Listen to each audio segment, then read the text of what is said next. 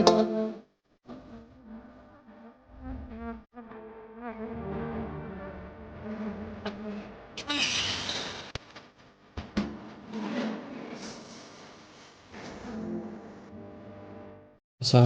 warahmatullahi wabarakatuh. Perkenalkan, nama saya Muhammad Kafi, dengan nomor NPM 2023 43500555 dari kelas XE. Di kesempatan kali ini saya akan mempresentasikan mini project mata kuliah penambangan data yang berjudul klasifikasi penyakit diabetes menggunakan metode Naive Bayes. Oke,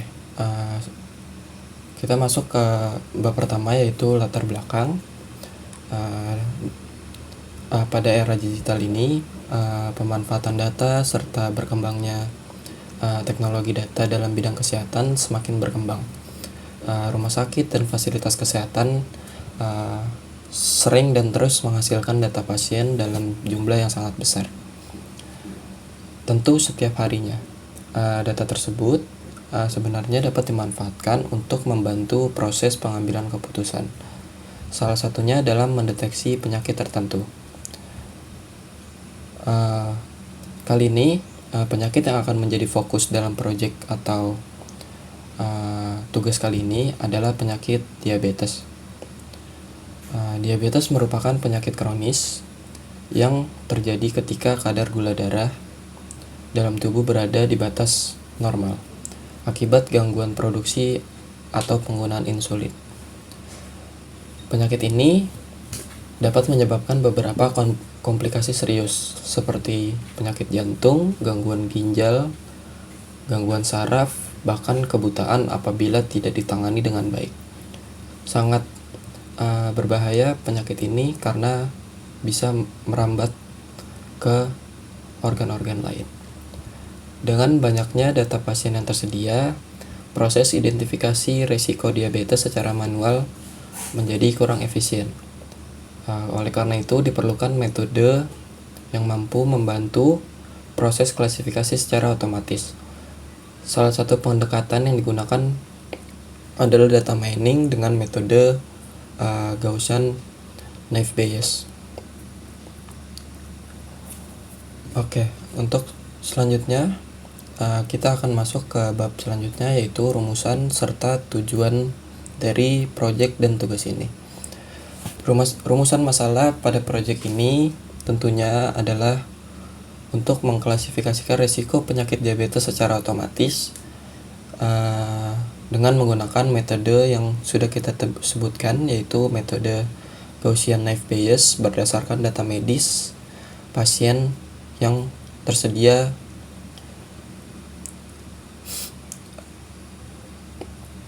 Untuk tujuan dari proyek ini, yang pertama adalah untuk mengimplementasikan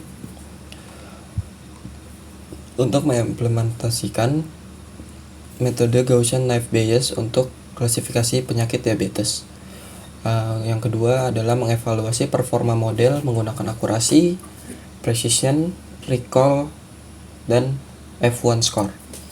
Yang ketiga adalah memahami tahapan eksplorasi data dan pemrosesan data sebelum proses klasifikasi dilakukan.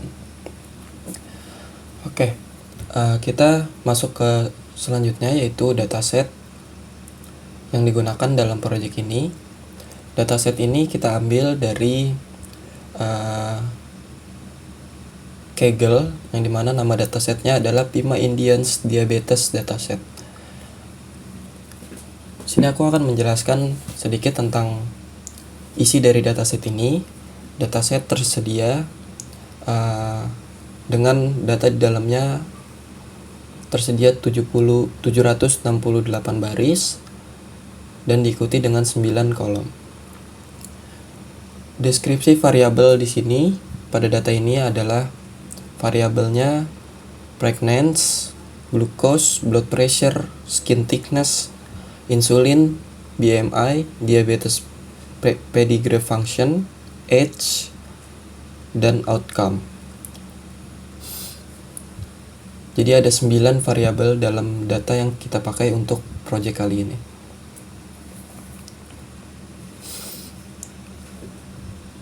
Dan outcome merupakan variabel target yang menunjukkan apakah pasien menderita diabetes atau tidak. Untuk selanjutnya,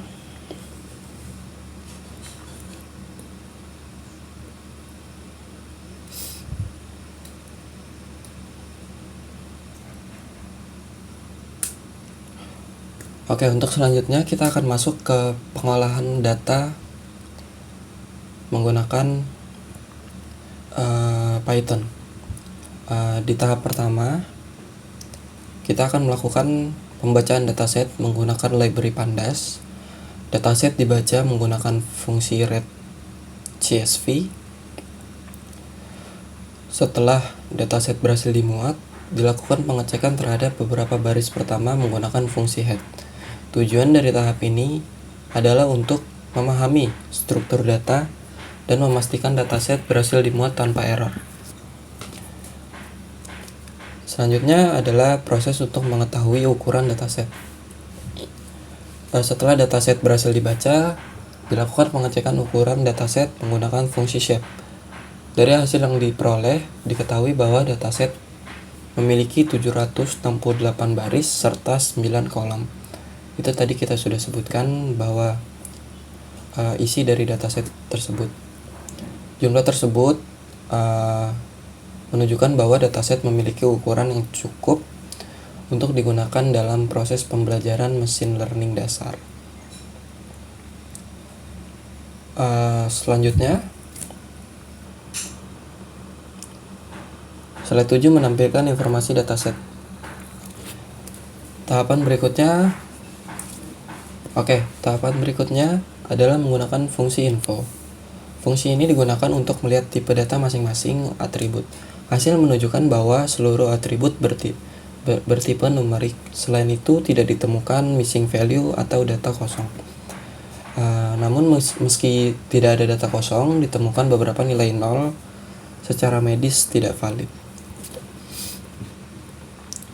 Selanjutnya, pada tahap eksplorasi data, dilakukan analisis terhadap variabel target, yaitu variabel outcome.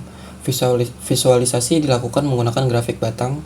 Dari grafik batang tersebut, dapat kita lihat bahwa jumlah pasien yang tidak menderita diabetes lebih banyak dibandingkan pasien yang menderita diabetes. Analisis ini penting untuk memahami distribusi kelas dalam dataset. Selanjutnya adalah identifikasi data yang tidak valid. Di sini kita melakukan pengecekan nilai nol pada beberapa atribut. Ditemukan glukos sebanyak 5 data, blood pressure sebanyak 35 data, skin thickness sebanyak 227 data, insulin 374 data, BMI 11 data. Nilai nol pada atribut tersebut dianggap tidak valid secara medis, sehingga perlu dilakukan proses pembersihan data. Untuk selanjutnya kita akan melakukan proses ataupun tahapan pembersihan data. Di tahapan ini nilai nol diganti menggunakan median masing-masing atribut. Median yang dipilih karena lebih stabil dibandingkan rata-rata dan tidak mudah dipengaruhi oleh outlier. Setelah proses ini selesai, dilakukan pengecekan ulang. Hasil menunjukkan bahwa seluruh nilai nol yang tidak valid berhasil diatasi.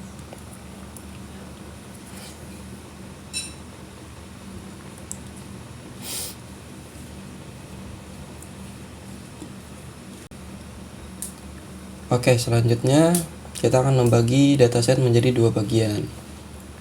80% akan digunakan sebagai data latih, 20% digunakan sebagai data uji. Tujuan pembagian ini tidak lain adalah agar model dapat dievaluasi menggunakan data yang belum pernah dipelajari. Dengan demikian hasil evaluasi menjadi lebih objektif. Untuk selanjutnya kita akan masuk ke penerapan metode Gaussian Naive Bayes. Setelah tadi kita sudah bagi 2 data tersebut, selanjutnya kita akan menerapkan metode ini. Algoritma ini bekerja berdasarkan teori probabilitas serta mengasumsikan bahwa setiap fitur bersifat independen satu sama lain. Dan metode ini sangat cocok digunakan untuk data numerik yang mengikuti distribusi normal. Keunggulan metode ini adalah sederhana, cepat, dan mudah diimplementasikan. Selanjutnya, dilakukan evaluasi menggunakan 4 metrik, yaitu hasil yang diperoleh adalah akurasi sebanyak 75%, precision sebesar 64,41%, recall sebesar 69,09%, F1 score sebanyak 66,67%. Dan hasil ini menunjukkan bahwa model memiliki performa yang cukup baik dalam melakukan klasifikasi penyakit diabetes.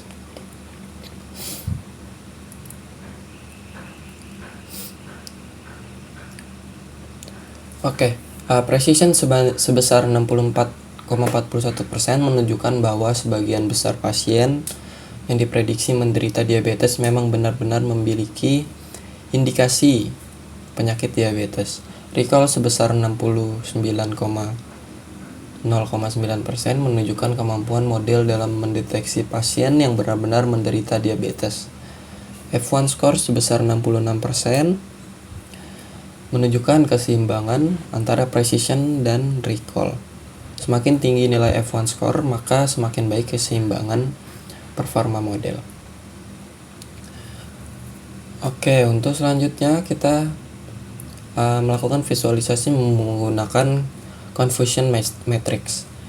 Menunjukkan jumlah prediksi yang benar maupun yang salah. Melalui confusion matrix kita dapat melihat true positif, true negatif, false positif, serta false negatif. Dan tujuan dari visualisasi ini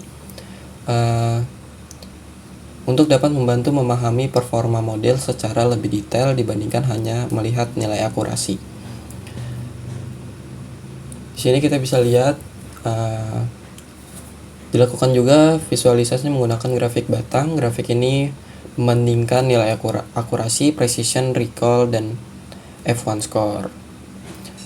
Dan bisa kita lihat di sini bahwa akurasi memiliki nilai tertinggi, sedangkan precision dan F1 score masih dapat ditingkatkan pada penelitian berikutnya.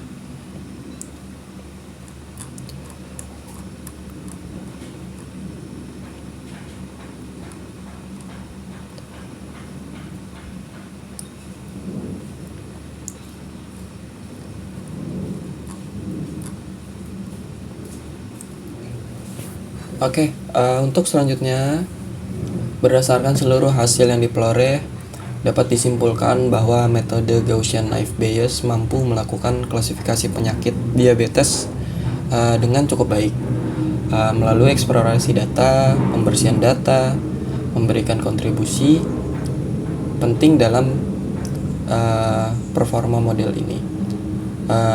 Namun masih terdapat ruang untuk meningkatkan hasil klasifikasi melalui optimasi model dan penggunaan algoritma lainnya.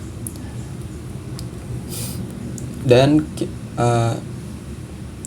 kesimpulan dari proyek ini adalah bahwa metode Gaussian Knife Bayes berhasil diterapkan untuk melakukan klasifikasi penyakit diabetes. Model memperoleh akurasi sebesar 75,32%, precision sebesar 64,41%, recall sebesar 69,09%, serta F1 score sebesar 66,67%. Dan hasil tersebut menunjukkan bahwa model memiliki kemampuan yang cukup baik dalam membantu proses deteksi dini penyakit diabetes. Untuk saran di penelitian selanjutnya, mungkin performa model dapat ditingkatkan dengan menambahkan jumlah data supaya lebih banyak data yang kita olah serta bisa menghasilkan data yang mungkin lebih akurat, serta melakukan feature engineering serta membandingkan hasil dengan algoritma lain, mungkin seperti decision tree, random forest, dan mungkin juga algoritma support vector machine. Demikian presentasi yang saya sampaikan untuk project atau tugas data mining ini. Terima kasih. Wassalamualaikum warahmatullahi wabarakatuh.